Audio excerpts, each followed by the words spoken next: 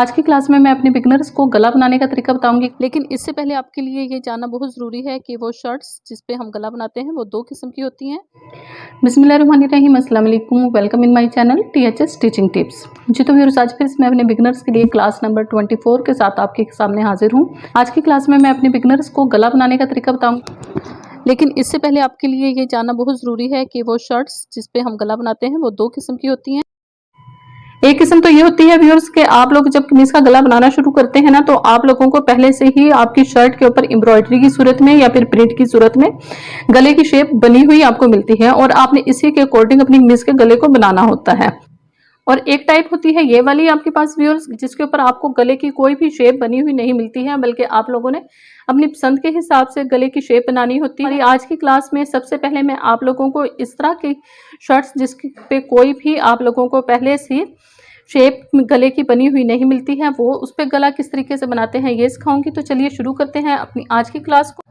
सबसे पहले हम ड्राफ्टिंग करेंगे अपने गले की, जो कि हम बनाएंगे पान शेप में। वैसे तो मैंने अपने बिगिनर्स को इससे पहले जो गलों की कटिंग का सेशन था उसमें 15 गलों की शेप की ड्राफ्टिंग करना और कटिंग करना आपको सिखाया हुआ है। अगर आपने वो क्लासेस नहीं देखी तो आपको डिस्क्रिप्शन बॉक्स से उसका लिंक मिल जाएगा, आप वहाँ जाकर वो क्लासेस देख सकती हैं। गले की चौड़ाई लेंगे हम 3.5 इंच और गले की लंबाई लेंगे हम 7.5 इंच। अब हमने इन दोनों निशानों को आपस में इस तरीके से एक क्रॉस लाइन की मदद से आपस में मिला देना है और लगा लेनी है एक लाइन।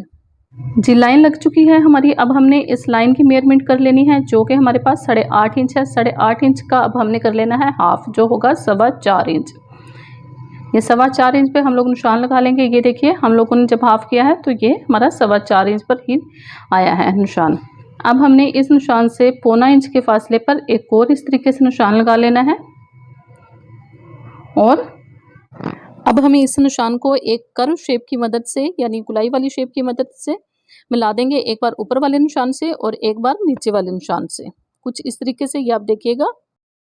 अब हमने अपनी इस ड्राफ्टिंग से 0.25 इंच के फासले पर लगाने हैं कुछ इस तरीके से निशान, और फिर इन निशानात को हमने आपस में इस तरीके से मिला लेना है और अब हमने कर देनी है इसकी कटिंग। बिस्मिल्लाहिर्रहमानिर्रहीम।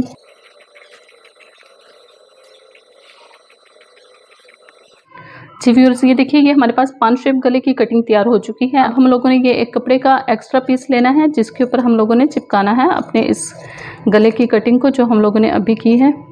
अब हमने इस कपड़े को पहले एक बार इस्त्री की मदद से इसके अंदर जो भी बाल वगैरह हैं वो निकाल देने हैं। बुकरम के एक साइड पे जो है चमक होती है कुछ इस तरीके से। ये वक्त शायद आपको कैमरे में शो ना हो रही हो, लेकिन जब आपके पास जो बुकरम होगी आप उसे गौर से देखेंगे तो आपको नजर आएगा कि बुकरम के एक साइड पे चमक होती है और एक साइड पे चमक नहीं होती। तो जो जिस साइड पे बुकरम की चमक होगी ना, वो वाली साइड आपने रखनी है कपड़े पर इस तरीके से, और जिस साइड पे चमक नहीं होगी वो आपकी होनी चाहिए कपड़े के ऊपर वाली साइड पे। और दूसरे आपने क्या ख्याल रखना है कि जहाँ पर आप गले को रखेंगे ना, उसके साइड पर कम से कम आधा इंच का कपड़ा बचना चाहिए। इसी तरीके से नीचे भी आपको कपड़ा चाहिए थोड़ा सा, जिसको आप फोल्ड कर सकेंगे। और अब इसको आपने इस बुकरम के बिल्कुल ऊपर आपने इस्त्री लगानी है, ताकि आपकी जो बुकरम होगी वो आपके कपड़े के ऊपर पेस्ट हो जाए।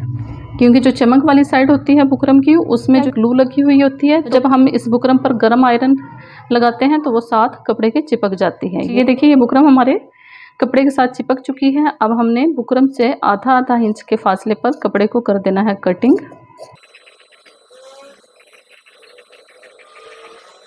और अब हमने बुकरम के बाहर वाली साइड पे इस तरीके से कपड़े को हल्के हल्के कट्स लगा लेने हैं। और कट्स लगाने के बाद आपने इसको इस तरीके से इस्त्री की मदद से आप लोग चाहें तो फोल्ड कर सकते हैं, चाहें तो आप इस एक्स्ट्रा कपड़े को सिलाई की मदद से भी फोल्ड कर सकते हैं।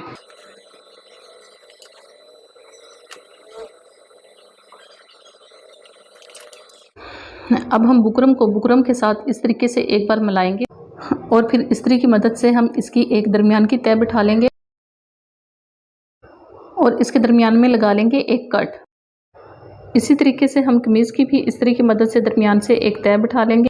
जी व्यूअर्स, ये बुकरम पेस्ट हो चुकी है हमारे एक्स्ट्रा कपड़े के ऊपर। अब हम इसको गले पर किस तरीके से लगाएंगे, इसके लिए हम चलते हैं अपनी मशीन की तरफ। जी व्यूअर्स, ये हम पहुंच चुके हैं अपनी मशीन पर और अब हमने क्या करना है कि ये जो हमने पेपर पेस्टिंग लगाई थी कपड़े के ऊपर और फिर ये एक्स्ट्रा कपड़े को हमने इस तरीके से कर लिया था फोल्ड। इस एक्स्ट्रा फोल्ड किए हुए कपड़े के ऊपर हमने लगा लेनी है एक पैर की सिलाई। बिस्मिल्लाहिर्रहमानिर्रहीम।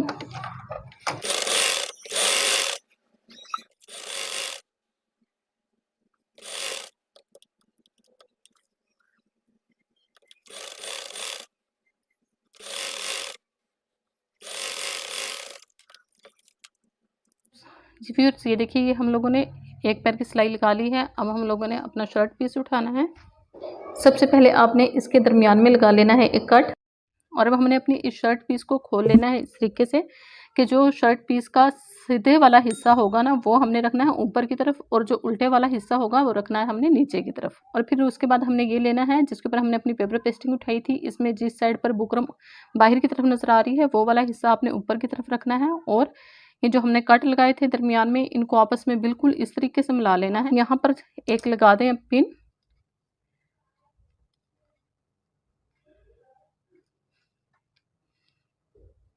और दूसरी साइड पे भी आपने इस तरीके से एक पिन लगा देनी है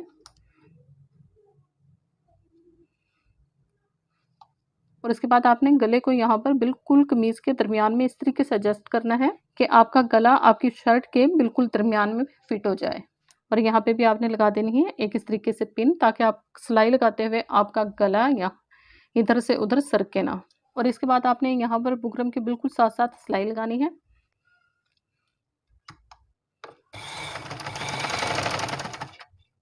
ये सिलाई आपकी बुकरम से बिल्कुल भी साइड पर नहीं होनी चाहिए।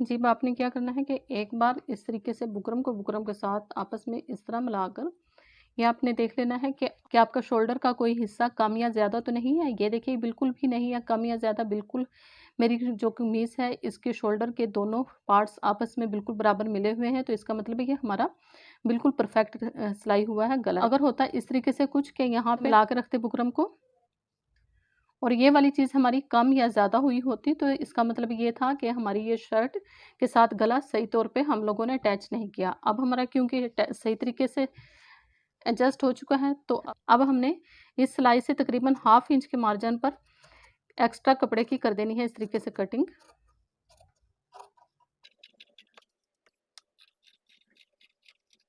और इसके बाद ये हमारे पास जो कपड़ा बाकी रह गया है इस कपड़े को हम सिलाई तक लगा लेंगे ऐसे छोटे छोटे से कट्स।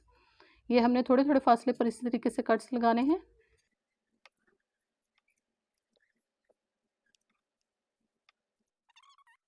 अब हमने इस बुकरम वाली पट्टी को इस तरीके से टर्न करते हुए नीचे ले जाना है और शर्ट को ले आना है ऊपर और आपने यहाँ पे लगा लेनी है एक पैर के फासले पर एक रफ सिलाई।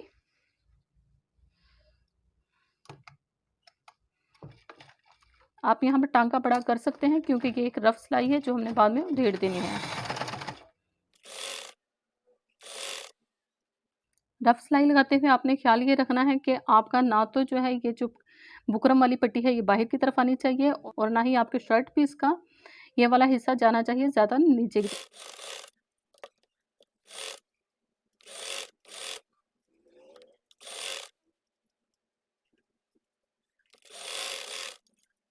जी व्यूअर्स, ये हमने एक पैर की सिलाई लगा ली है। अब हमने एक सुई में धागा लेना है और इसकी कर लेनी है तुरपाई।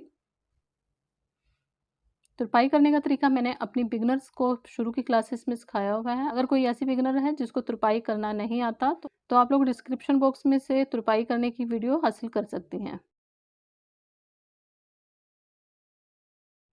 जी व्यूअर्स, तुरपाई हमारी मुकम्मल हो गई है और जो मैंने यहाँ पे एक रफ सिलाई लगाई थी एक पैर की वो भी मैंने उधेड़ दी है।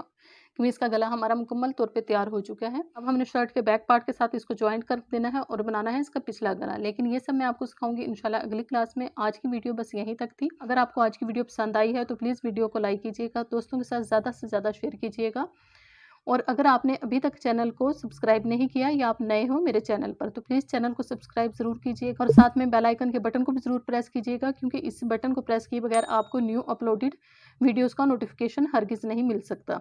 तो अगली क्लास तक के लिए मुझे दीजिए इजाज़त। इंशाल्लाह मिलेंगे अगली क्लास में। शुक्रिया। अल्लाह हाफ़िज़।